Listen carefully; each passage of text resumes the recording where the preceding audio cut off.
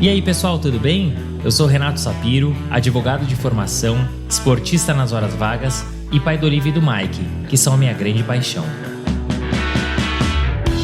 Sou sócio fundador da Sapiro, uma consultoria de RH focada nos mercados jurídico, compliance, tax e áreas correlatas. E esse é o Direito de Resposta, um raio-x do mercado jurídico. Sejam muito bem-vindos. Esse é um podcast leve e informal, onde falaremos com os principais personagens desse meio sobre carreiras, tendências e curiosidades. E esse é um podcast quinzenal, então já sabe, temos um encontro marcado segunda sim, segunda não.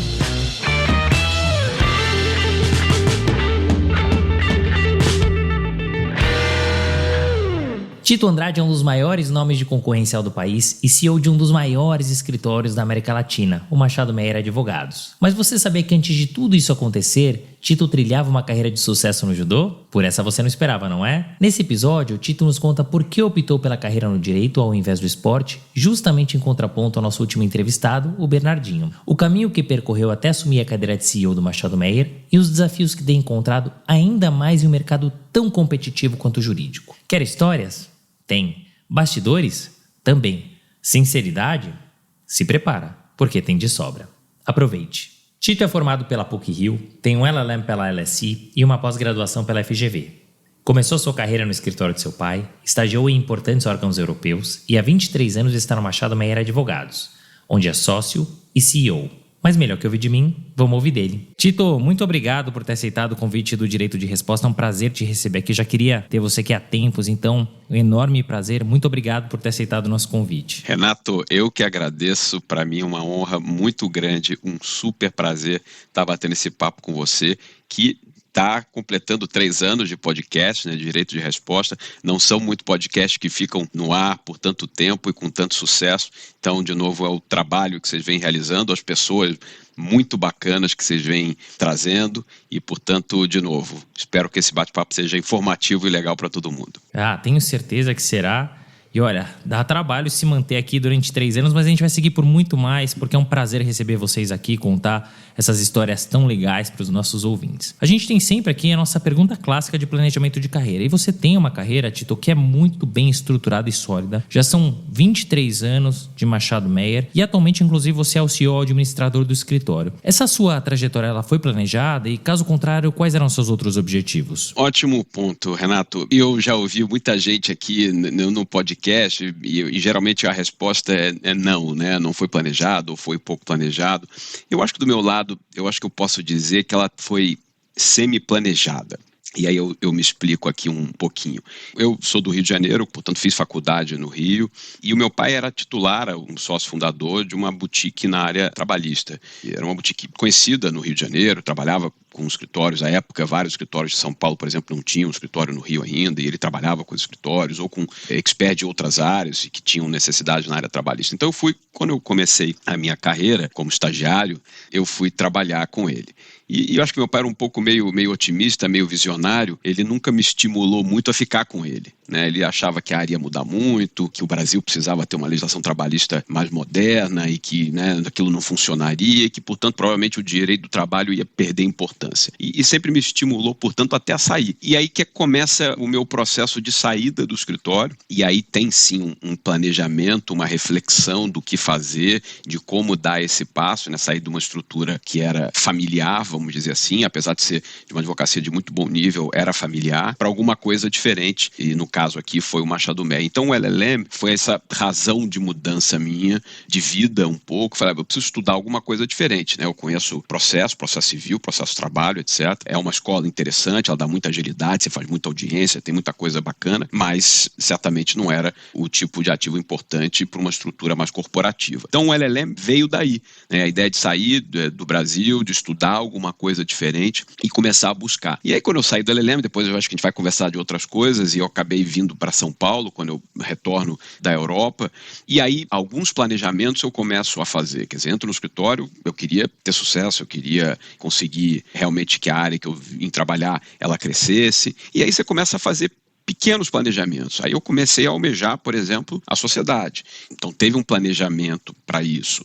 Aí você está na sociedade, você começa a fazer, a criar outros objetivos. Então eu posso dizer que eu tive pequenos planejamentos ao longo da minha trajetória. Nada macro, nunca imaginei que eu fosse, né, terminar como sócio-administrador, nunca, a partir de um certo momento, acho que aí passou a ser sim também uma aspiração, mas foram pequenos planejamentos. Eu acho que não tem um planejamento geral e as coisas na vida elas vão acontecendo, elas vão se sucedendo, e eu acho que foi um pouco de um panorama geral a 10 mil pés, é o que eu posso falar de planejamento, mas, e aí, de novo, indo um pouco além, siga um pouco sua intuição, siga um pouco seu coração, vai fazendo aquilo que vai te deixando feliz, que vai te completando, que vai te deixando motivado. Eu acho que isso é muito importante, porque não tem planejamento se você não tem prazer naquilo que você está fazendo. Você tem que almejar alguma coisa, mas aquilo que te faça acordar cedo de manhã, motivado, com energia, e eu acho que isso eu sempre busquei fazer em toda a minha vida, em tudo que eu fiz. Então eu acho que isso é um pedaço dessa história. Não, e é muito interessante você colocar dessa forma, Tito,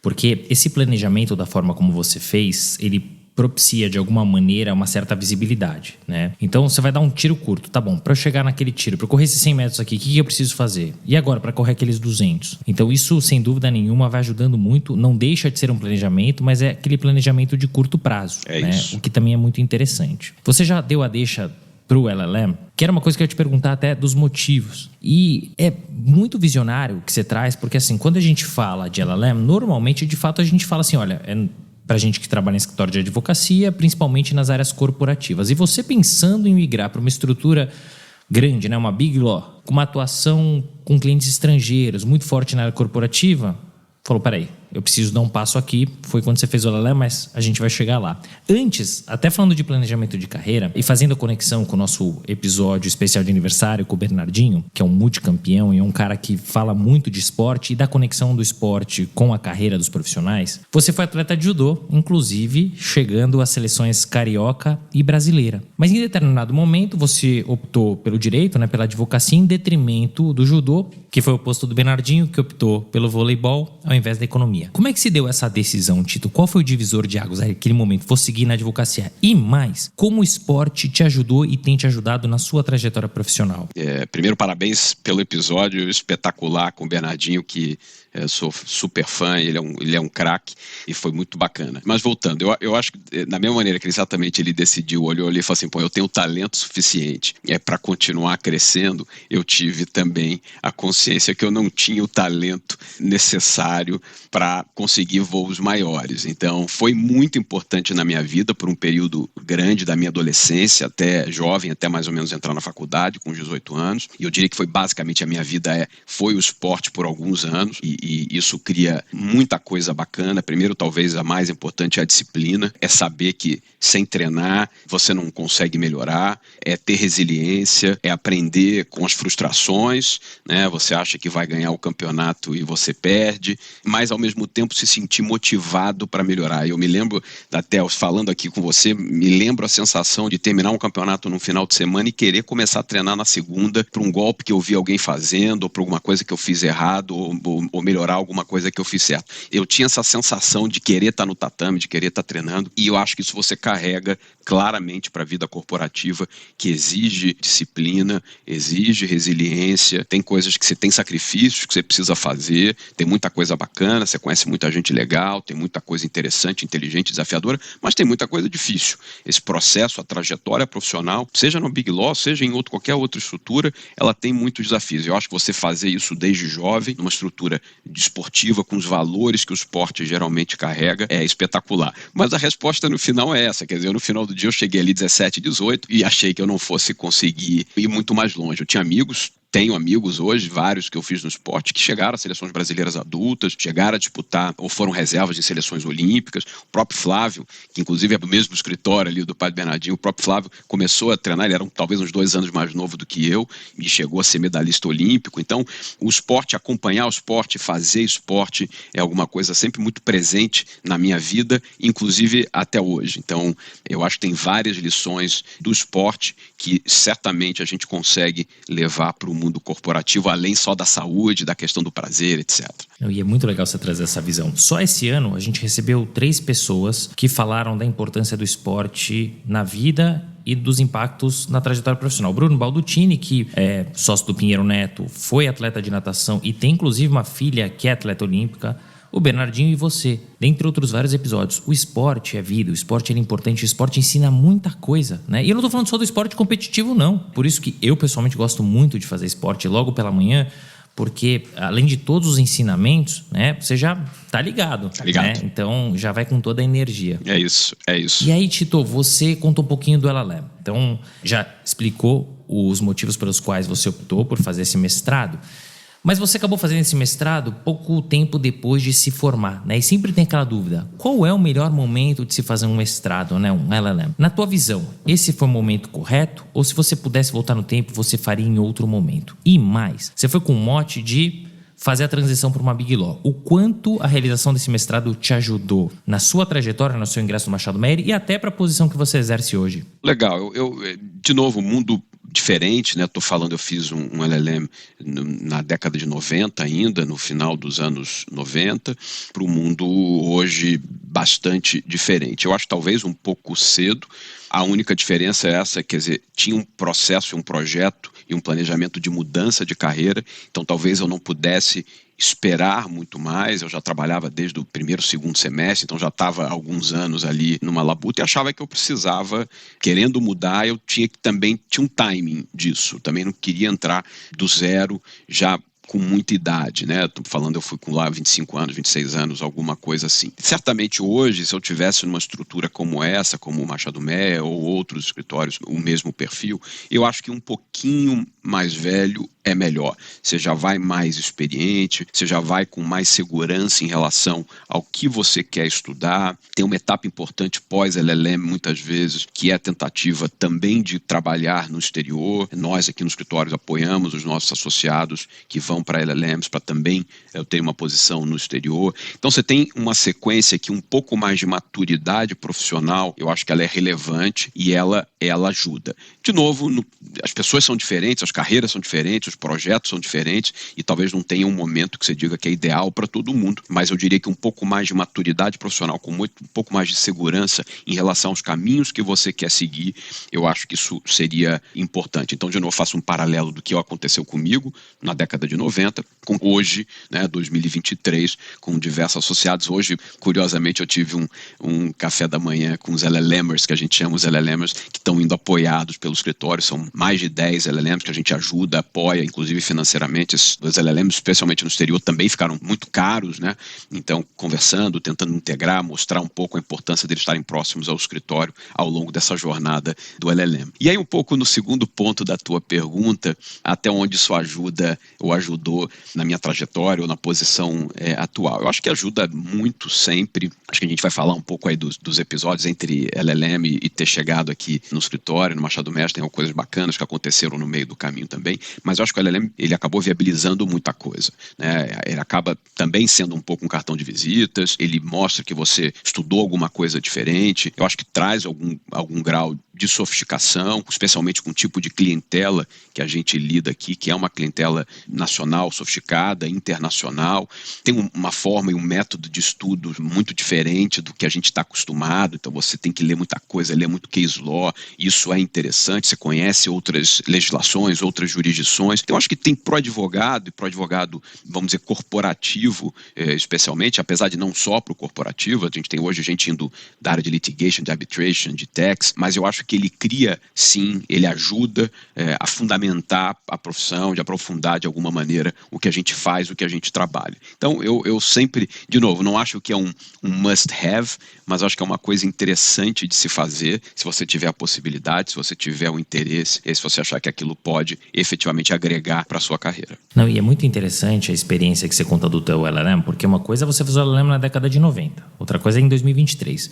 A conexão é completamente outra, né? Então, naquela época, eu me lembro, para você fazer uma ligação era uma fortuna, né? Então, eu imagino que você deva ter respirado até muito mais o LLM e a experiência, a vivência, do que as pessoas que vão agora, né? Porque elas estão altamente conectadas, né? Muito mais fácil de você, apesar de estar lá, né? Seja em Nova York, seja em Londres ou qualquer cidade fora do Brasil, você de alguma maneira está conectado e está aqui no Brasil, né? Então você deve ter aproveitado muito mais. Muito, e esse ponto é ótimo que você trouxe. Eu comentei isso hoje com os LLMs, né? Eu falei, gente, quando eu estava em Londres, o meu pai fez uma assinatura da Veja para mim que eu recebia lá. Era como eu tinha informação do que estava acontecendo no Brasil, uma vez por semana. Aí eu lia lá, tal. A internet era rudimentar, e então as coisas eram muito... Celular não existia, ou se existia era muito caro, poucos tinham. Então as informações efetivamente eram diferentes. Você não tinha computer lab ainda nas faculdades, ou seja, você tinha um lugar que as pessoas faziam uma fila para ter acesso ao computador, né? Era caro você ter um laptop, um notebook e tal.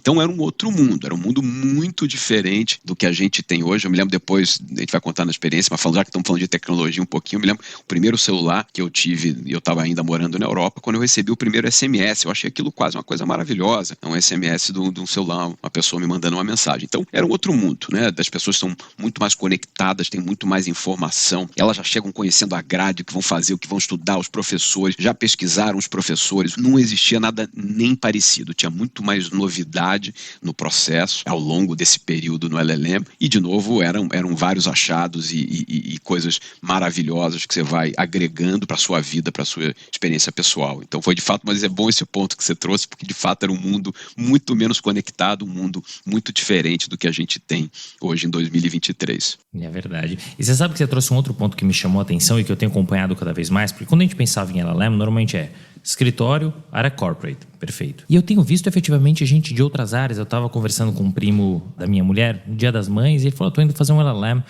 Falei, mas você não trabalha com contencioso civil? Eu trabalho, mas lá tem um professor que trabalha um tema que eu quero muito aprofundar. Então a gente vê que cada vez mais, ainda não sei se é um movimento, mas a gente vê cada vez mais profissionais de outras áreas também investindo num LLM. Porque é a experiência cultural e a experiência técnica também. Exatamente. A gente tem sentido isso aqui no escritório de uma maneira muito forte. Era comum a turma, especialmente do contencioso, um pouco do tributário também, buscarem especializações locais, então mestrados, doutorados, cursos de longa ou curta duração no Brasil, e é cada vez mais comum esses profissionais buscarem também LLMs, ou seja, uma experiência internacional, tanto na área de litígio, né, um litigation, e aí você tem essas frentes, né, pode ser arbitragem, como a turma de tax também. Então, é uma tendência, Renato, e eu acho que é muito interessante, porque, de novo, muitas vezes o cliente é o mesmo. É um cliente estrangeiro, é um cliente internacional, com demandas, com buscas, com discussões, que muitas vezes também são transnacionais, e certamente esse sabor internacional, essa especialização estrangeira, ela vai ajudar, ela vai ser relevante para ajudar no caso, para ajudar na compreensão, nem que seja até cultural mesmo, daquela demanda ou daquele assunto. É isso, é verdade. Você falou da experiência internacional. Antes de vir para o Machado Meyer, logo depois que você acabou o teu LLM, você teve uma experiência na European Commission. O que é esse órgão, né? E como é que foi sua jornada nessa estrutura? Bom, legal, essa história é bacana. Eu vou contar e talvez aí explicar um pouco o que eu estudei de maneira muito breve no LLM. Quando eu fui para o LLM, eu acabei especializando ali, ou buscando 3 grandes linhas. Um era direito da concorrência, competition law, um era trade, e uma terceira é o que o europeu chama um pouco de direito comunitário. E por que isso? Se você se lembrar, na década de 90, a gente teve a experiência no Brasil também do Mercosul, que se imaginava, naquele momento, que pudesse vir a ser também um bloco nos moldes da União Europeia.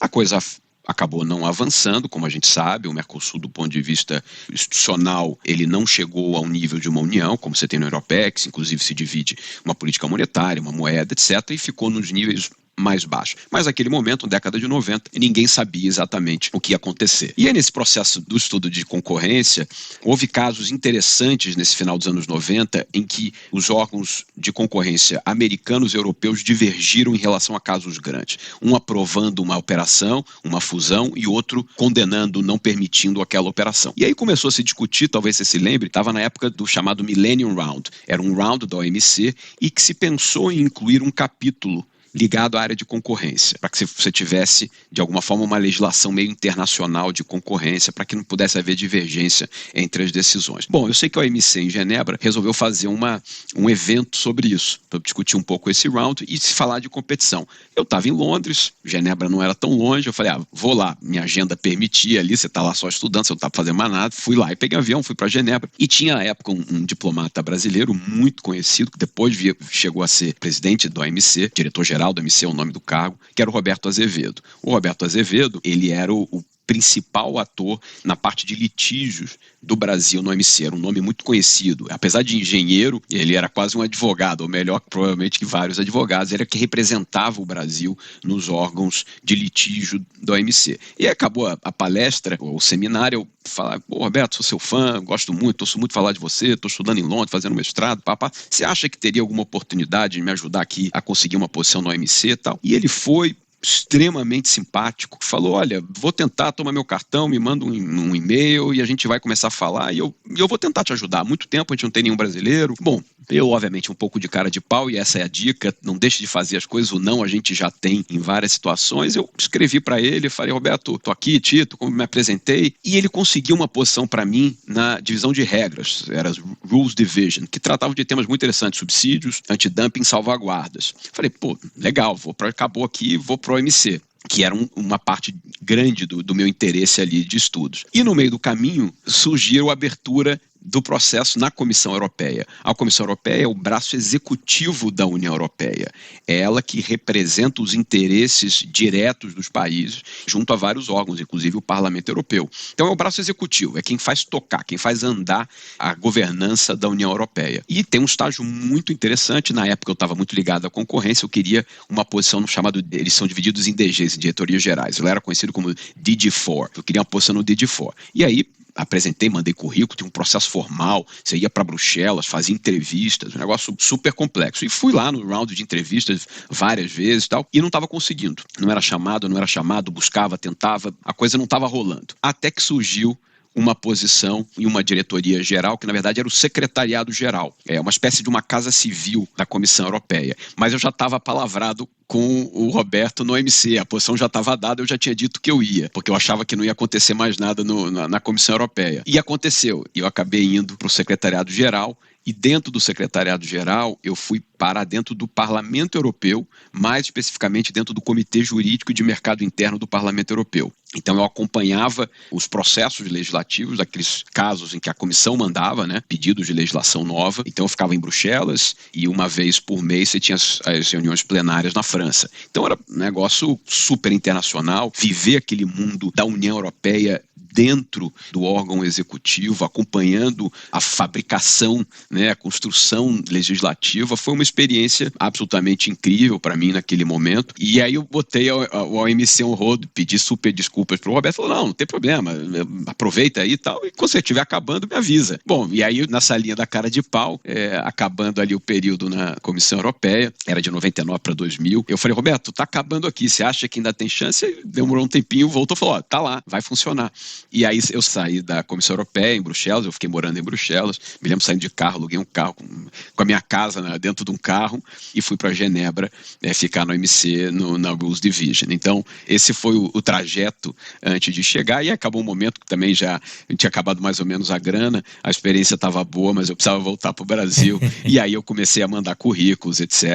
Tinha algumas pessoas, alguns contatos e aí se deu a minha chegada aqui no escritório, aqui no Machado Meyer. Mas teve esse interregno que é interessante ali, um período ainda na Europa após o LLM. É muito interessante, muito legal a experiência, esses bastidores que você traz desses órgãos, mas especialmente o conselho e a dica que você trouxe. Cara de pau, o não você já tem. O que custa tentar? O máximo que você pode tomar é um não. Fora isso, nada vai acontecer. E no final do dia você foi, como você bem disse, cara de pau e conseguiu experiências, enfim, super ricas e que certamente te propiciaram aí ou te auxiliaram de alguma maneira ao longo da sua trajetória. Aí você contou que você mandou vários currículos e surgiu o Machado Meyer na sua vida, que é onde você já está há 23 anos. E Tito, você colecionou promoções atrás de promoções até você receber o convite para a sociedade. Então eu vou dividir aqui as perguntas. Primeira delas, olhando para trás, o que você acha que contou para que você recebesse essas sucessivas promoções e o convite para a sociedade? E recebeu o convite, dormiu, acordou, dia seguinte, como é ser sócio? O que muda no dia a dia? Legal. Eu acho que, de novo, uma trajetória longa. Eu acho que tem alguns fatores, Renato, que são relevantes, foram naquela época, mas eu acho que eles continuam sendo hoje características que a gente olha certamente para os nossos advogados. Eu acho que certamente é o engajamento, a vontade de estar fazendo parte, de efetivamente estar contribuindo, de trabalhar muito duro, de trabalhar de maneira muito séria, de trabalhar muito dura e com muita ética. E eu acho que, acima de tudo, tem que compartilhar os mesmos valores, né? Numa firma como a nossa, que tem um grau grande de horizontalidade e que, portanto, você tem muitas lideranças também, é importante que a gente compartilhe os mesmos valores. Eu acho que isso foi sendo percebido, de alguma maneira, pelo escritório, e você vai avançando na carreira, as pessoas com quem você trabalha vão percebendo que você está engajado, que você trabalha, que você é comprometido, e você vai subindo. Eu acho que para a sociedade tem um componente adicional, eu acho que, e cada vez mais claro isso, que é a sociedade perceber que você também tem a capacidade de ajudar o bolo a crescer. Então, nós aqui temos um DNA muito empreendedor, isso sempre foi muito estimulado no escritório, sempre foi muito estimulado pelos nossos fundadores. Então, é importante que a gente perceba nos nossos profissionais e nos nossos advogados essa capacidade, essa vontade de continuar a empreender, de continuar a fazer o bolo crescer. A gente não quer uma pessoa que queira só dividir o bolo que já existe, mas sim que faça esse bolo crescer. Então, eu acho que essas são as características.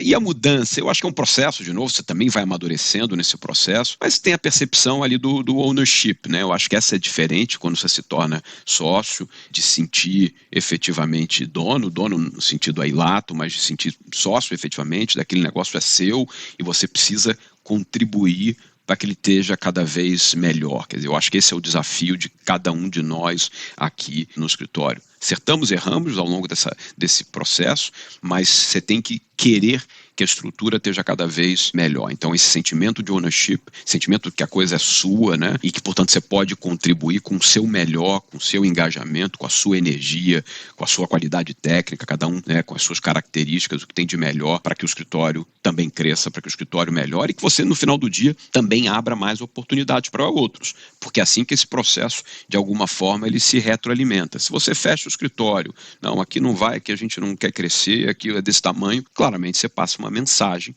para a sociedade que, olha, fechou a chave aqui do clube, não entra mais ninguém, não é o que a gente quer continuar a crescer, continuar a melhorar, para que outros e os mais jovens tenham a percepção que eles vão também, têm a possibilidade também de continuar crescendo e evoluindo dentro do escritório. E é interessante os pontos que você traz. Você fala muito de engajamento, né? Você fala muito de valores, né? E é muito do que a gente vem falando ao longo desses episódios todos de cultura, né? Não adianta você ser o Pontes de Miranda e você não ter o DNA do escritório, não vai funcionar, né? De novo, você vai entrar pelo técnico e vai sair pelo comportamental, né? Não é porque você não tem um bom comportamento, é porque você não tem os princípios e os valores do escritório, tá tudo bem, né? Então é muito interessante você trazer, porque imagino que ao longo desses 23 anos tenha tido muito suor, muita dedicação, muito estudo, mas também teve muita conexão, né? E você traz um ponto interessante, Tito, que as pessoas muitas vezes não falam de forma aberta, mas que a gente precisa falar. Pra você se tornar sócio, né? Você tem que incrementar o bolo, é o que eu sempre brinco. Você quer comer pizza? Então vamos aumentar essa pizza, vamos colocar mais massa, mais tomate, mais queijo. E aí a minha pergunta é a seguinte, a gente recebeu aqui o teu conterrâneo, o grande Marcos Mota, cracaço, e ele trouxe duas frases que as pessoas no nosso mercado se incomodam um pouquinho. Ele falou que o advogado, né? Advogado e advogado são vendedores e que a advocacia é negócio. Qual é a sua visão em relação a essas duas afirmativas, essas duas frases do Mota? Legal, Mota, mais conhecido para os amigos como Mavi, né, como eu. É isso aí. É craque, ele soube encontrar um nicho dele muito especial. Participei um pouco disso. Eu estava no LLM em Londres, ele estava no Rio ali meio sem saber o que fazer. Eu convidei, falei, pô, vem para cá, assiste umas aulas comigo, tal. E aquilo ali, eu acho que ele falou isso, foi um pouco um turning point também ali na carreira dele. E ele tem muito esse espírito, sim, empreendedor, e eu acho que é fundamental. A advocacia é um negócio, quer dizer, no final do dia, quando você volta e pergunta, né, por que você é advogado, é que você está resolvendo algum problema de alguém, né? No final do dia é esse. Pode ser um deal, pode ser uma transação, pode ser uma operação, pode ser um litígio, pode ser o que for. Então, é importante, obviamente, que a gente perceba que a gente tem um serviço a prestar. Então, claramente é um negócio. Então eu concordo inteiramente com a Viov, que é um negócio no Brasil especialmente regulado, e é importante que seja, mas é uma atividade sim, e é importante que seja vista dessa forma absolutamente profissional. Talvez a beleza da advocacia é que ela tem muitas variáveis, né? Nós estamos aqui numa estrutura que se chama de Big Law, é uma terminologia estrangeira, mas a advocacia tem de vários tipos e formatos. Não tem um modelo só. Você tem escritórios grandes, escritórios médios, escritórios pequenos, boutiques, estruturas quase individuais, aquele cara que quer só dar um parecer, aquele professor que quer trabalhar com uma coisa absolutamente tailor-made, né? Uma alfaiataria. Tem estruturas maiores, tem contenciosos de massa, tem escritórios que se notabilizam por ter uma estrutura de contenciosos muito grande, pouco sofisticados, mas com uma gestão muito boa. Então a advocacia também permite, eu acho que isso é uma coisa interessante da nossa profissão, que não tem um modelo único de atividade e permite, portanto, que cada um desses modelos se adeque ao que você acha que funciona para você, aquilo que te dá, de novo,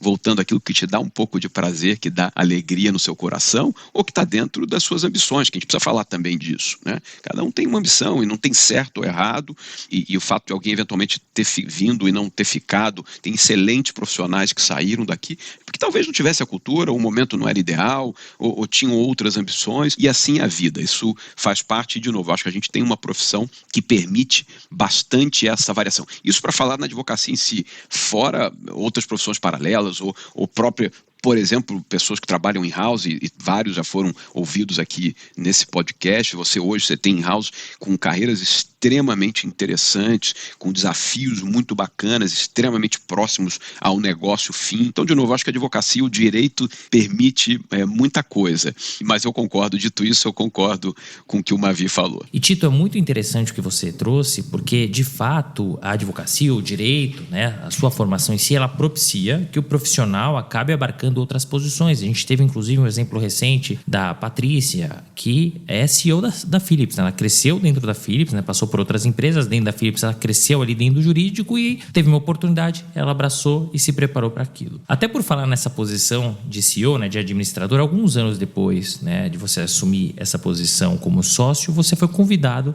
para se tornar o administrador ou managing partner, né, do Machado Meyer Advogados. O que você acha, Tito, que te credenciou para assumir essa posição? E uma dúvida que eu sempre tenho: quando você assume uma posição como essa, dá tempo também de tocar o dia a dia, né? Dá tempo também de ser o sócio, no caso você é do concorrencial, o sócio da área concorrencial e tocar a rotina e o dia a dia da área? De novo, eu acho que tudo é um processo, né? As coisas não acontecem de uma forma repentina. E aí, trazendo um pouco dessa história, eu fui eleito sócio em 2004. Meu primeiro dia de sócio, o Mosh Sendax, o Dr. Mosh, como a gente chama, e o Celso Costa, que depois veio a ser também sócio administrador do escritório, eles faziam parte, a gente tinha um comitê de TI, que se reunia segunda-feira, 8 horas da manhã. E eu chegava cedo, e não chegava cedo porque eu trabalhava muito, não chegava cedo porque prefiro chegar cedo, eu sou mais da manhã do que da noite. E eles falavam, precisamos de mais alguém aqui, vai ter um sócio novo, e você vai convidando aqui você para compor o nosso comitê de TI. Então, meu primeiro dia, história muito menor, obviamente, você vai compor o comitê de TI. O que eu quero dizer é o seguinte: eu sempre me engajei com assuntos administrativos do escritório, e aí até como associado, eu já pulei pós-sociedade, mas como associado, o que tinha alguma coisa lá, chamava um voluntário, eu levantava minha mão, testar um produto novo, fazer uma POC de alguma coisa, participar de uma comissão de bônus, o que tinha de assunto eu gostava. Eu acho que talvez aí muito mais por uma questão pessoal mesmo, de ter prazer com essas coisas, de gostar de conversar, de gostar de gente. Eu acho que isso é uma característica minha. Então, acho que esse processo ele foi ao longo do tempo. E aí depois, obviamente, aí de passar do comitê de TI, que foi uma super experiência, eu fui entrando em diversos comitês do escritório, fui me candidatando a todos os comitês. A nossa governança foi melhorando ao longo do tempo, o escritório foi se institucionalizando ao longo do tempo, foi sofisticando do ponto de vista de governança, mas eu fui me candidatando a tudo que eu podia, a todos os órgãos que eu podia, ao longo da minha trajetória como sócio, até chegar ao período que o Celso era o sócio administrador, o Celso Costa, e eu estava muito próximo ali, e eu acho que acabou sendo um caminho quase natural. Na nossa governança ocorre uma indicação por parte do Conselho Executivo. O nosso conselho é composto por 7 sócios, tem um certo grau para ter uma elegibilidade, que é um número mínimo de anos de sociedade, e esse conselho executivo que indica quem vai ser o sócio administrador. Então esse é o caminho que eu percorri e o conselho pode, obviamente, ir mantendo ou mudando o sócio administrador. Então é esse o desenho. A governança, a gente tem muitas eleições no escritório, é um escritório muito transparente, com muitas eleições, então a gente tem um modelo meio do Senado, então todo ano tem eleição, saem alguns membros e permanecem outros, então você continua com um histórico, né, daquele período e você pode trazer gente nova, ou a pessoa, ou o sócio, se quiser, tiver interesse, pode tentar ser reeleito. Mas é uma governança interessante, mas a gente está sempre olhando, porque o escritório vai mudando, as coisas vão acontecendo, e você precisa sempre olhar para ter certeza que a governança é adequada para o momento da sociedade e que se ela está preparada para o que você imagina de futuro. Então, assim, a minha trajetória até sócio administrador foi essa. O segundo ponto da sua pergunta é também bastante relevante, Renato. Como é que eu vejo as diferenças entre um sócio administrador e um sócio, vamos dizer, que toca casos dia a dia? Eu acho que há uma previsibilidade maior no tempo do sócio administrador, ou seja, eu consigo organizar a minha agenda no dia a dia, via de regra, de uma forma melhor do que um advogado, vamos chamar executor, só para fazer essa diferenciação, consegue. Quem está em casos que um advogado corporativo numa estrutura como a nossa, ele pode ser de uma hora para outra dragado em um caso, ou um conjunto de casos, que ele vai ter muita dificuldade de botar a cabeça para fora e respirar. Isso ao longo de finais de semana, de feriados, de dias, de noites viradas, etc. Isso realmente acontece, isso não é lenda, isso acontece numa estrutura que é muito demandada, né? Com casos grandes, com situações de prazos muitas vezes curtos. Então, eu acho que a minha posição hoje ela tem mais previsibilidade do que de um sócio executor, de um sócio que está no dia a dia mais diretamente. Eu continuo fazendo alguns casos, sempre trabalho com algum outro sócio da área, sempre trabalho com associados sêniores que podem me ajudar, tem clientes com que eu atendo há muito tempo e que eu continuo a trabalhar e a fazer. Eu acho que é importante não largar inteiramente, mas obviamente eu preciso saber dosar com cuidado o tempo que você aloca para o escritório ou o tempo que você aloca para, obviamente, os clientes, porque senão, ao contrário, você tem o risco de não fazer nenhum nem outro bem e começar a atrasar as questões importantes também do escritório. O escritório também cresceu muito, é uma estrutura grande, nós somos mais de 1.000 pessoas e isso exige muito tempo, isso exige muita dedicação, isso exige um corpo a corpo, isso exige um acompanhamento das ações do escritório.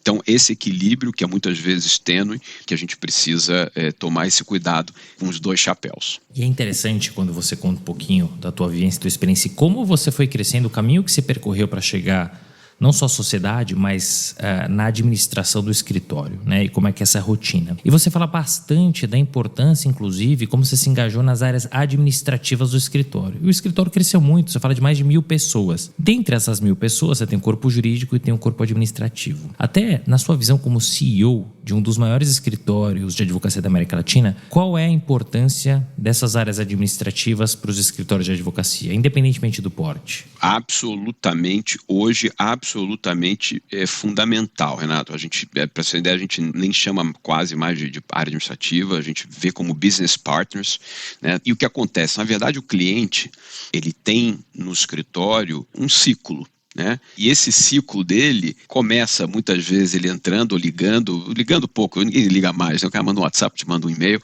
mas o ciclo é da entrada no escritório. Se ele vem para uma reunião presencial, no momento que ele é recebido, né, na nossa recepção, no momento que ele chega a uma sala de reunião, no momento que ele é atendido por um advogado, o caso acontece, a fatura é emitida, toda a burocracia que isso acontece até o término do caso. Tem muita gente que não é core, que não faz parte do core, do jurídico nesse processo. E se a experiência do cliente como um todo não for positiva, ele pode se irritar sim no final com uma fatura que demora, com uma burocracia maior, com algo que não é atendido. Então hoje a gente tem olhado para esse processo efetivamente como um ciclo, são parceiros de negócio, não são pessoas só do administrativo, e a gente precisa sim ser cada vez mais sofisticado numa estrutura desse tamanho, com unidades aqui em São Paulo, com unidades no Rio, Rio, Brasília, Belo Horizonte, Nova York. Você precisa ter muita gente de qualidade em áreas, chamar assim, não fins, né? Áreas não jurídicas. Então,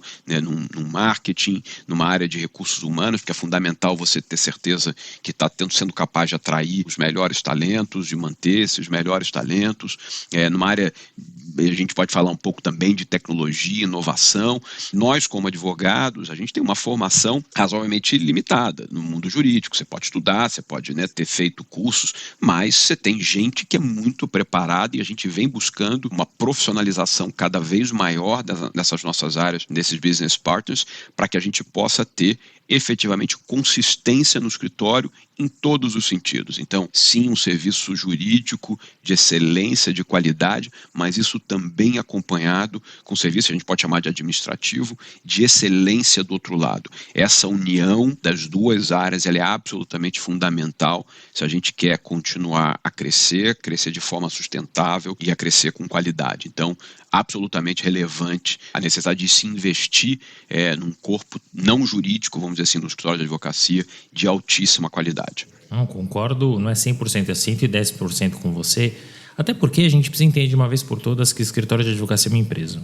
Quando você vai para uma empresa, você tem a área core, você tem todas as outras áreas que ajudam para que aquela área core ela performe da melhor maneira possível, assim funcionar no escritório de advocacia. E você fala bastante da preocupação que você tem com as pessoas, né? E quando você fala de CEO, né, você pressupõe um cargo de liderança, o que envolve gestão de pessoas. Não é fácil ser gestor, muito menos no mercado jurídico, né? Até porque a gente não é ensinado na faculdade quais são as skills, as competências necessárias para ser um bom gestor. Dito isso, Tito, como é que você se preparou para esse cargo de liderança ou de gestão? Que dica que você pode trazer para os nossos ouvintes?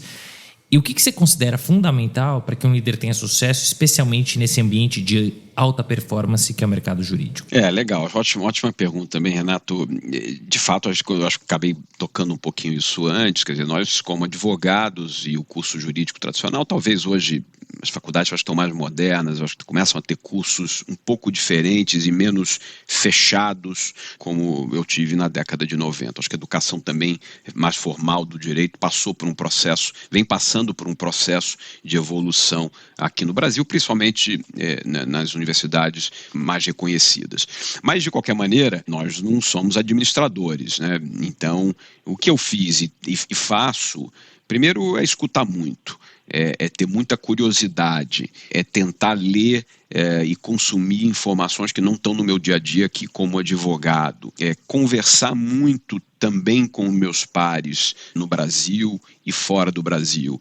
A gente tem uma advocacia corporativa sofisticada no Brasil, mas quando você pega experiência internacional, a gente é jovem ainda, né? Você começa a ter uma advocacia de um tamanho maior no Brasil no fim dos anos 90, então tem alguma coisa de 25, 30 anos.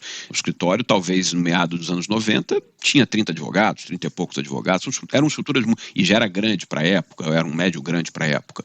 Então são estruturas que cresceram muito nos últimos 20, 30 anos. Mas você olha fora do Brasil, esse processo já aconteceu há mais tempo. Então, conversar com as pessoas, ouvir muito é fundamental. Ter gente boa na gestão, trazer os melhores, é um pouco do que a gente estava falando ali na pergunta anterior, em relação à administração do escritório. Então a gente, por exemplo, tem um diretor-geral que é um engenheiro formado pela Poli, com MBA no exterior, com formação em grandes consultorias, que trabalhou em outras empresas de grande porte, porque você traz a experiência de outros grupos, de grupos grandes, sofisticados, com questões, problemas, assuntos de muitas naturezas, e isso ajuda tremendamente nesse processo de gestão do escritório. Mas eu acho que no final do dia o líder, e tratando obviamente de um ambiente de alta performance como é esse, o líder é aquilo que eu coloquei, ele tem que garantir os valores principais do escritório. Eu acho que ele tem que ser um exemplo, a liderança tem que ser pelo exemplo, ele tem que servir como uma referência interna e externa. Acho que tem que ter muita sensibilidade, e aí olhando um pouco mais a advocacia, né, tem que ter a sensibilidade para entender o momento político que o escritório vive, que as pessoas, ter essa capacidade de ouvir, de auscultar mesmo, para que você possa fazer as mudanças que você acha que são importantes, que você possa fazer os avanços que você entende que são relevantes. Algumas mudanças, elas mexem com o status quo, elas podem criar, obviamente, pessoas que estão mais satisfeitas ou menos insatisfeitas, e é normal numa sociedade grande, né? Tem sempre esse processo, mas fazer isso de forma cuidadosa, ouvindo, escutando, respeitando a governança. Então acho que tem várias questões e muitas delas você vai aprendendo mesmo também com a maturidade, com a vida, né? O tempo vai te dando essa experiência e vai permitindo que mudanças sejam feitas.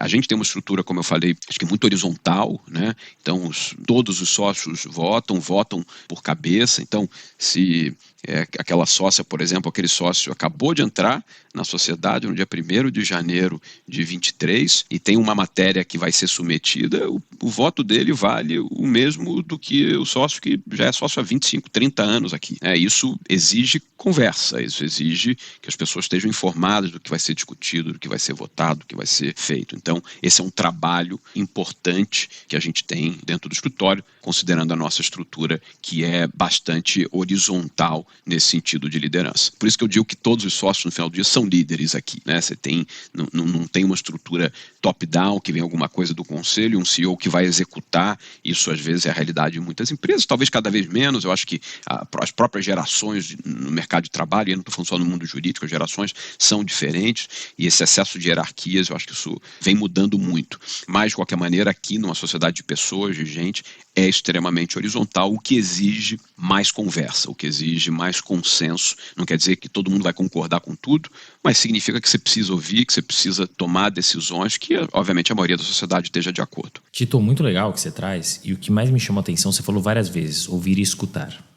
A gente não ouve, na verdade a gente ouve, né? Mas a gente não escuta de forma ativa. A gente está sempre preocupado com o que a gente vai falar, né? Mas a gente não para efetivamente ouvir o próximo. E isso é muito importante. E não é só para líder, não, né? É para qualquer pessoa e muito mais para um líder, né? Você falou da liderança, por exemplo, né? O famoso walk the talk. Então, isso é fundamental para um líder. E você falou da preocupação com as pessoas e também, no final, aí dentro de tudo que você trouxe, você falou de trazer os melhores. E esse é um grande ponto também, né? Porque quando você fala de mercado jurídico, é um mercado altamente competitivo. Altamente competitivo.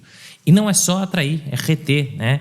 Porque é o que eu brinco, né? Chegar em primeiro lugar, beleza. Não é que é fácil, né? Mas é muito mais fácil do que se manter no primeiro lugar. E eu brinco aqui não é fácil atrair, né? Mas é muito mais difícil você reter os profissionais que você atrai. Tem uma fórmula mágica para isso? Eu acho que não tem, Renato. Fórmula mágica, infelizmente, eu acho que não tem. Se tivesse, me manda que a gente vai tentar usar aqui. Eu acho o seguinte, certamente eu acho que não tem uma fórmula, eu acho que você tem obviamente, alguns passos eu acho que são importantes para que a gente se acerte mais do que erre.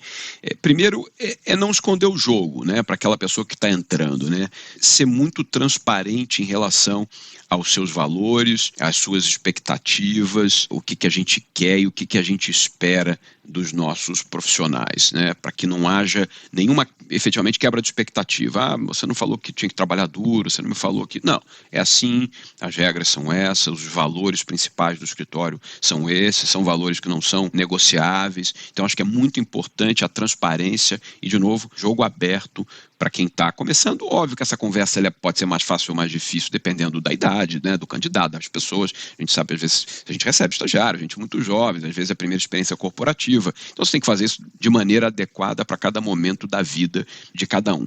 Mas acho que tem uma coisa que é muito importante, que é buscar aquele brilho no olho, né? Aquelas pessoas que você vê que estão muito interessadas, que estão muito engajadas, que vão efetivamente dar o melhor delas quando elas estiverem aqui.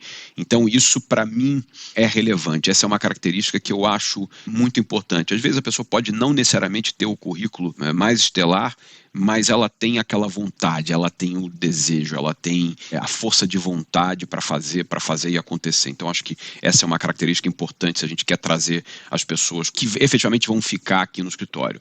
É um ambiente, a gente diz, é um ambiente competitivo, com clientes e assuntos que são demandantes, com temas que são complexos. Então, isso tem um desafio muito interessante de um lado, mas, obviamente, também isso exige muito do outro, né? Então, ter essa transparência, eu acho que ela é relevante. E aí eu acho que as coisas, de novo, vão acontecendo para aqueles que mostram o interesse de continuar se desenvolvendo na trajetória. De novo, acho que certamente tem problemas aqui, a gente brinca, não tem paraíso na Terra, tem problemas aqui, mas a gente quer melhorar, né? O que é ser transparente, conversar, abrir, ter canal de discussão para que o escritório possa evoluir. Esse é nosso objetivo. Eu acho que com isso você consegue dar clareza para as pessoas e tentar que efetivamente venham aquelas que acham que se encaixam nesses valores e que têm esses interesses que são compartilhados pela sociedade como um todo. É isso, é uma conjuntura de fatores, não é uma coisa única. Aqui na Sapiro a gente tem o braço de recrutamento e tem o braço da consultoria. E certa vez, Tito, eu recebi um e-mail de um cliente, né, de um potencial cliente. Renato, a gente queria contratar os serviços da Sapiro de consultoria para montar para a gente um plano de atração e retenção de talentos. E eu falei assim, pensei assim, por onde será que eu começo essa resposta? Porque é uma infinidade de coisas, não existe um plano de atração e retenção de talentos, né? Existe um planejamento, né? É muita coisa, e você citou alguns dos exemplos, né? Da cultura, dos valores, da transparência, da previsibilidade. Claro que o dinheiro entra na conta também, então são vários os fatores, né? Mas, Tito, voltando para sua trajetória, 23 anos de escritório. E uma coisa que a turma adora, que os nossos ouvintes adoram, histórias e bastidores. Imagino que em mais de 2 décadas deve ter muitas delas. Você pode nos contar algumas? Posso, tem várias engraçadas, várias publicáveis, outras talvez não. Tem muita coisa, mas eu vou contar um tema mais pessoal que foi muito importante para mim, e parte da minha lealdade muito grande ao escritório também se deve a isso. Eu trabalhava no escritório, tinha um sócio jovem com quem eu trabalhava, quem me trouxe para cá, na verdade, e que acabou falecendo de forma muito abrupta e de maneira muito precoce. E, obviamente, para mim foi um choque muito grande. Estava aqui em São Paulo, né, mais sozinho, tal. Acho que já era casado, mas, de novo, né, uma vida ainda muito jovem, e aquilo me pegou. E eu me lembro, no primeiro dia assim, que eu voltei para o escritório, conversando com os 3 fundadores, o Dr. Mé, o Dr. Mocho, o Dr. Ops, né, os 3 fundadores. Eu era o mais sênior do time naquele momento, o escritório numa fase muito boa, ali, início dos anos 2000, bombando, um monte de casos, um monte de assuntos, e os 3 sentaram comigo e falaram: olha, a gente confia em você, conte conosco, continua fazendo seu trabalho dessa maneira, se precisar de algum apoio, o escritório está inteiramente aqui para te ajudar. Ou seja, fizeram um acolhimento, fizeram, de alguma maneira, me deixaram muito à vontade e mostraram muita confiança em mim, muita confiança no meu trabalho. E aquilo foi, para mim, absolutamente relevante. Eles não tinham esse compromisso, né? Poderiam ter buscado um outro sócio no mercado. Eu nem era sócio, eu era associado ainda, não tinha 30 anos. Podiam ter buscado um sócio no mercado, podiam ter feito um monte de coisa, mas confiaram. E, obviamente, essas coisas também geram uma relação de lealdade com o escritório, com o lugar onde você trabalha, muito grande, né? Você se sente, de alguma maneira, premiado, né? Você fala, estou fazendo um trabalho legal, mas estão vendo o que eu estou fazendo, estão percebendo o que eu estou fazendo. E a gente continuou a crescer. Certamente eu devo ter perdido alguns casos, porque era muito jovem, talvez outros não vieram para cá, mantive muitos, e, de novo, continuamos na trajetória, acho que no final do dia, de sucesso. Mas esse não é um bastidor que eu conto muito, mas é um tema relevante, importante para mim. Esse sócio era o Eugênio da Costa Silva, muito amigo, muito querido, que nos deixou de maneira muito, muito cedo, muito precoce. Teria sido certamente um líder aqui no escritório. Mas essa é a minha história de bastidor e muito, de novo, muito importante para a minha trajetória e relevante para os meus valores aqui dentro. Não, mas, Tito, obrigado por dividir conosco. Eu imagino o quão impactante ela é para você em todos os aspectos, né? Então, muito obrigado por contar para a gente um pouquinho, pela generosidade de contar esse caso. Voltando um pouquinho, eu gosto sempre de fazer essa pergunta para as pessoas que estão muito tempo dentro dessas estruturas, né? Então, eu imagino, Tito, que ao longo desses vários anos você deva ter sido abordado por outras estruturas, inclusive por clientes, né? Por que você decidiu ficar? E mais, como se manter motivado ao longo de tantos anos? Então, aí eu volto para a minha entrada no escritório. Eu falei que eu mandei alguns currículos, né? Não foram muitos também, não. Eu também fiz ali meu dever de casa, escolhi alguns, acho que eram uns 3. Na verdade, eu acabei tendo, talvez mais de 3, mas eu tive 3 propostas, e a do Machado Meia era a pior proposta financeira. E, de novo, eu era jovem, ia ter que me mudar para São Paulo, então o dinheiro era mais relevante ainda naquele momento, com custos novos, alugando apartamento, etc. E a proposta do Machado Meia, de novo, não foi a pior dos 3, mas foi a que me pareceu mais interessante. Eu senti uma energia especial no escritório, eu senti as pessoas querendo fazer acontecer, eu senti o sócio com quem eu ia trabalhar muito engajado, com muita energia. Eu conversei com os fundadores também muito ativos e falando muitas coisas bacanas do escritório. Então, naquele momento, apesar de novo, e o financeiro é sempre relevante, foi a pior proposta que eu recebi do ponto de vista financeiro, mas eu vim para cá e não me arrependo, muito pelo contrário. Fui muito feliz ao longo da vida aqui, do meu período aqui, continuo muito motivado e sim, tive ao longo desse período convites, não de clientes, mas de outros escritórios, mas nada que, e de novo, nem entrando no financeiro, nada que tenha de novo feito os meus olhos brilharem. Eu sempre estive muito feliz aqui dentro do escritório, muito satisfeito, com muito espaço para continuar a empreender, para continuar a fazer as coisas. Então isso não gerou nenhuma motivação especial para sair. Ao contrário, eu achava que as coisas que não eram legais e que eu não gostava, que tinha espaço para a gente melhorar, tinha espaço para a gente evoluir e que, portanto, não fazia sentido eu sair da casa que eu estava se tinha espaço aqui para eu poder fazer essa casa melhor. Então foi um pouco do que me manteve sempre muito animado, muito engajado e muito comprometido com o escritório. Em relação à sua segunda pergunta, eu acho essa sensacional. Eu fiz 50 anos agora, esse ano. E para mim, aos 50 anos, eu botei as coisas assim na balança, né? Você começa a fazer meio um scorecard ali, o que você fez, né? Trabalho, família, amigos, o que você fez de legal, o que você errou, o que você pode melhorar, com quem que você quer estar mais junto, com quem que você está sentindo mais saudade. Então, foi um momento importante e eu acho que essa questão da motivação, ela para mim, ficou muito mais clara. E aí, trazendo um gancho do Bernardinho, que foi o último aqui entrevistado do podcast, e não teve a ver com a entrevista dele. Nesses últimos meses, nessas reflexões, eu me deparo uma vez num sábado à noite, passando a televisão ali, e vejo o Bernardinho num jogo no Tijuca Tênis Clube, e eu parei para pensar, falei, o que motiva um cara como o Bernardinho, um multicampeão, com 7 medalhas olímpicas, já fez tudo, já atingiu tudo, além de ser um empresário de sucesso, palestrante, ou seja, tem uma vida financeira super estruturado. O que faz ele estar num sábado à noite treinando ali, né, como coach e tal. Então é essa motivação, você tem que ter um algo a mais que te faz de alguma forma teu olho brilhar, que faz você acordar de manhã e querer estar no escritório, querer trabalhar, querer estar engajado, porque senão tem muita dificuldade também, né? Tem muita coisa difícil nesse caminho. E o que me faz motivado hoje, eu posso falar de maneira muito clara para você, Renato, são as pessoas.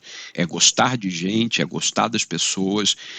A conversa que eu tive com os LLMs hoje, ela me alimenta. Eu converso com um colaborador do escritório e o cara conta alguma coisa que está fazendo, o que está acontecendo aqui no escritório, e isso me anima. Então essa presença com as pessoas, esse lado talvez mais humano, é algo que para mim é muito relevante e é muito motivador, e me faz acordar cedo, e me faz ficar aqui até tarde, e me faz querer continuar a melhorar o lugar onde eu trabalho, o lugar onde eu estou. Então é isso, mas não é fácil achar essa motivação e entender à medida que o tempo passa e que eventualmente as suas prioridades na vida também vão mudando, porque absolutamente nada é infinito, né? Então é nesse sentido, mas eu me peguei nessas reflexões mais recentemente, de novo nesse ano aí que eu completei 50 anos. Não, mas muito bacana você trazer todo esse histórico. E você sabe que quando eu fui montar até o roteiro do Bernardinho, essa foi uma pergunta que me veio à mente, né?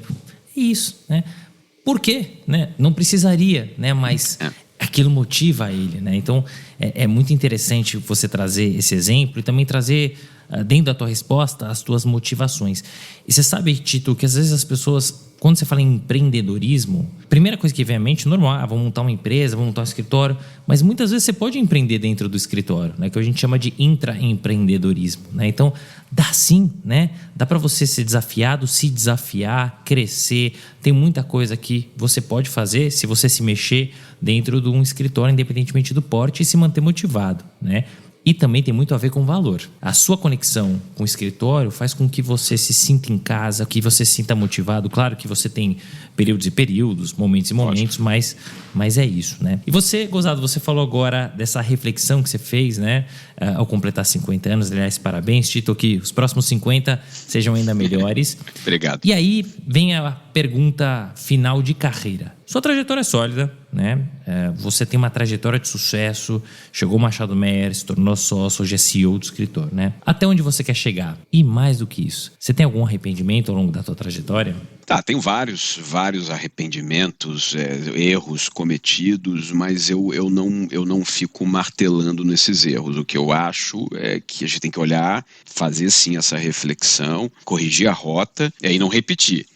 Que se vai errar, e certamente vamos errar, que sejam pelo menos erros novos, né? Então, acho que isso acontece de maneira regular e eu ouço, e eu tenho um sócio que me manda mensagem e fala, putz, você não podia ter feito aquilo, não podia ter falado aquilo. Você pensou naquele ângulo, fala, puta, não pensei naquele ângulo, não vi aquilo. Então, esse é um processo de aprendizado o tempo inteiro e, de novo, faz absolutamente parte. Tem que se acertar, acho que tem que acertar mais do que errar, mas tem esses pequenos arrependimentos e que a gente vai seguindo. E o que eu quero? Eu cada vez mais, e eu falo isso aqui internamente para os sócios, principalmente os sócios mais velhos, o que a gente tem que fazer é ter a certeza que nós estamos fazendo o melhor para deixar para as próximas gerações um escritório também melhor. Então, estamos fazendo o suficiente para que a gente possa evoluir, quer dizer, no final do dia, o escritório foi estruturado, montado, construído, né, por um desafio de jovens sócios e fundadores, em um outro momento da história do Brasil.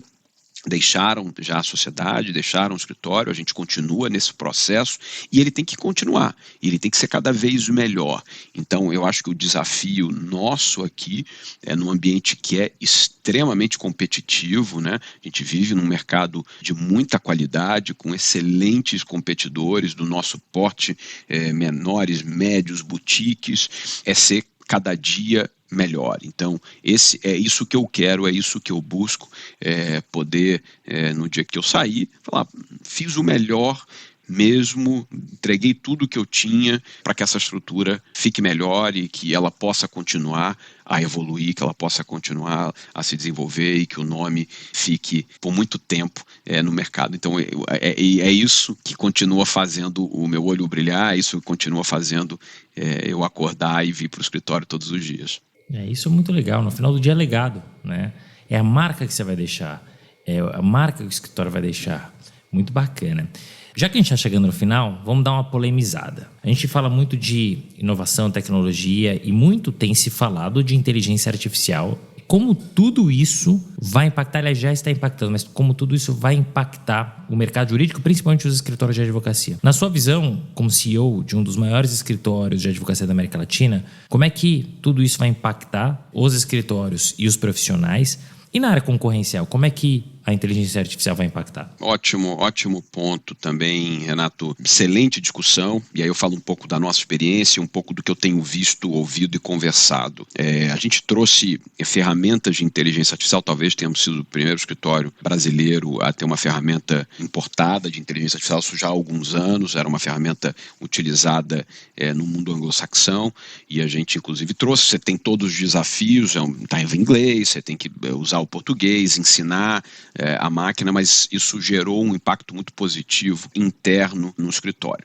Aí eu dou uma parada nisso, ou seja, o tema inovação sempre teve muito forte ligado aqui no escritório. Faço um parênteses. Dito isso, nós estamos vivendo hoje o que está sendo chamado aí do ChatGPT Moment. Não há uma conferência jurídica que você participe, no Brasil ou fora, em que o tema inteligência artificial não é trazido, independentemente da área. Você pode estar falando de imobiliário, você está falando de M&A, você pode estar falando de tech, independente da área, esse é o tema, é o grande tema do momento. Em outros períodos já se discutiu ameaças, um período se falava muito, por exemplo, das Big Four entrando no mercado jurídico, e assim vai, né? Mas hoje a grande discussão é o ChatGPT Moment, né? E quando se fala em ChatGPT é muito mais a questão da da inteligência artificial generativa, né, que é essa inteligência artificial baseada nos LLMs, né, nos Large Language Models, que reproduzem a capacidade humana de comunicação, que são capazes de sintetizar grandes textos em pequenos artigos, e há sim uma percepção que ela vai gerar mudanças bastante significativas na advocacia. Tem o texto clássico, o trabalho clássico aí, o da Goldman, né, sobre o impacto da inteligência artificial, e ela fala em que mais de 40% dos trabalhos jurídicos você poderá usar a inteligência artificial. E aí você tem as grandes discussões que estão em curso hoje, a importância de você ter uma inteligência artificial generativa e que vai continuar evoluindo, que seja human-centric, né, de alguma forma, que seja ética, e eu acho que esses são componentes muito relevantes dessa discussão que a gente está vivendo hoje no mundo, das preocupações que estão acontecendo em relação à inteligência artificial, e trazendo aqui para os nossos negócios especificamente, para o mundo jurídico, há uma percepção que ela pode gerar uma mudança no próprio modelo de negócio, desalavancando os escritórios, reduzindo eventualmente o número de pessoas que são necessárias para várias tarefas. É óbvio que a inteligência artificial, ou pelo menos por hora, ela tem suas limitações. Como disse um amigo meu, a inteligência artificial não sai para almoçar com o cliente, e quando você fala não sai para almoçar com o cliente, é um sentido mais amplo, óbvio, não é só o almoço. Essas são as relações, a relação de confiança, né, a questão do trust que você tem no seu advogado, especialmente para questões mais sensíveis. Por outro lado, você sabe também que nem tudo é mais sensível, você tem coisas que são mais de dia a dia. E aí que, eventualmente, eu acho que há, sim, uma possibilidade de você ter instrumentos de inteligência artificial substituindo uma mão de obra de humanos. A discussão que acontece em paralelo é no sentido de que ela pode gerar tanta eficiência em relação a alguns caminhos ou algumas tarefas que ela pode desbloquear e criar tantos novos trabalhos que hoje nós não pensamos que poderiam existir. Então é quase que houvesse uma substituição. Porque tecnologia, tirando o trabalho de homem, isso aconteceu um monte de coisas, né, ao longo da nossa história. Mercado de bancos, né, que você tinha lá alguém no banco digitando alguma coisa, você ia lá, pagava uma conta, ninguém vai no banco mais pagar conta, né, você paga aqui no celular, na internet, etc. Então, essas coisas foram acontecendo e tem tantos outros exemplos. A questão é até onde, de fato, você vai poder fazer essa desalavancagem por um lado, mas gerar outros negócios por outro lado, à medida que você vai ter muito mais eficiência, muito mais velocidade em relação a determinadas vertentes de trabalho. Então, esse é o ponto. A gente aqui dentro, já há algum tempo, nós criamos uma diretoria exatamente para essa área, que a gente chama Inovação e Analytics, e tem um grupo que olha, vê, pesquisa, a gente faz um funil de testes e todo mundo pode propor, quando eu digo todo mundo, é a sociedade toda, advogados, colaboradores, etc. Sejam empresas, low-techs, e inovação vai além só de inteligência artificial, obviamente.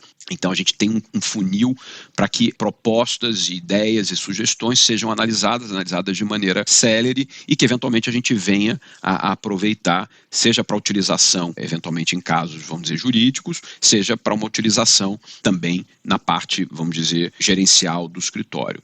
Mas, e aí a minha visão, esse é um caminho absolutamente sem volta. Eu acho que a gente está num momento de breakthrough mesmo tecnológico, como talvez a internet tenha sido.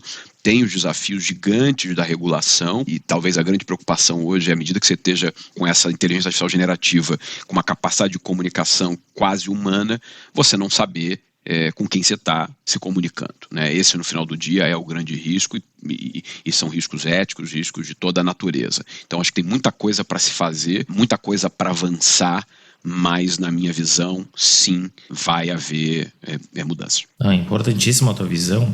O próprio Elon Musk, que é um cara que está super ligado com inovação, com tecnologia, ele pediu para segurar um pouco, falou, peraí, tá indo muito rápido. Mas é isso, é um caminho sem volta. Acho que, de fato, você tem toda a razão, né? Muitos postos de trabalho, de forma geral, inclusive na advocacia, eles vão ser substituídos por outros. E, para resumir, assim, o que eu tenho aprendido com você e com outros profissionais é o que depender da inter-relação humana, né? Você citou, por exemplo, a questão do trust, do almoço, enfim. Isso, pelo menos por hora, a inteligência não vai substituir, acho que não tão cedo, né? Mas a gente tem que seguir fazendo o nosso trabalho, um trabalho cada vez mais especializado, sabedores de que a advocacia é estratégica, E que sim, os postos vão ser substituídos são aqueles que não dependem de tudo isso que a gente falou. Mas obrigado por dividir conosco. Uma coisa que é muito legal que você tem trazido aqui, Tito, é transparência e verdade, né? Doa quem doer. Falou lá da questão dos sócios, né, de faturamento que é normal, trouxe aqui a questão da inteligência artificial e a gente precisa falar a verdade, né? Dói, né? Mas a gente precisa falar os fatos, né? O que tem acontecido. Para fechar, você já trouxe vários, além de boas histórias, trouxe muitos conselhos. Mas tem algum ou alguns para fechar esse episódio tão bacana? Boa, legal. Você falou do Musk agora, eu vou puxar. O Musk, semana passada, eu acho, teve o Tesla Day e aí ele foi entrevistado ao vivo e eu depois ouvi a entrevista dele e o repórter perguntou assim para ele, olha, nós temos filho, eu tenho filho, né, na idade aí, daqui a pouco para a faculdade, você também tem filhos. Que dica que você dá para essa geração? Imaginando que ele ia falar alguma coisa extraordinária, ele ficou, eu não estou brincando, alguns segundos, era uma entrevista ao vivo, mudo, e mudo numa entrevista ao vivo, alguns segundos, parece uma eternidade, mas aí depois saiu dizendo que você tem que buscar alguma coisa que você goste, que você queira, papapá, tal, com propósito, e foi a forma como ele saiu, para dizer que essa questão de dar dicas e conselhos nunca é muito fácil, mas talvez algumas de forma bastante rápida. Eu acho que você tem que continue estudando sempre, eu acho que isso é fundamental, continue lendo, continue estudando, continue curioso, porque o mundo está mudado, muda cada vez mais rápido, então você precisa estar up to speed com tudo. Tenha boas relações, construa boas relações, esse networking positivo vai te acompanhar ao longo da vida, vai ser uma rede de proteção para você ao longo da vida, vai ser uma rede de relacionamentos de todas as ordens ao longo da vida, então fazer boas relações é alguma coisa absolutamente fundamental. Tenha suas pequenas válvulas de escape, você também não vive só para o trabalho e a família, é um esporte, é um hobby, faça alguma coisa que também tenha uma avenida aí de prazer fora do trabalho, eu acho que isso é fundamental.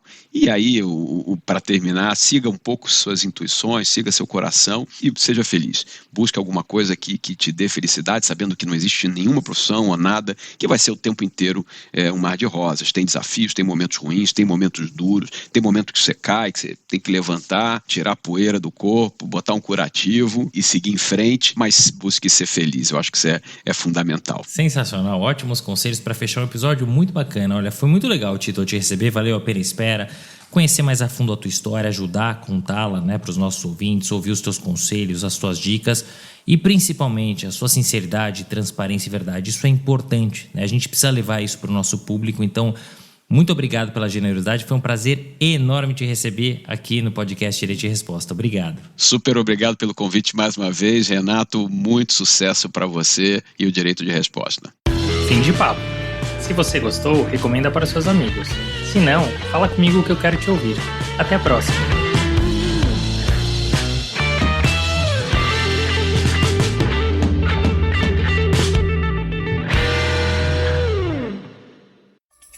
Uma produção, voz e conteúdo.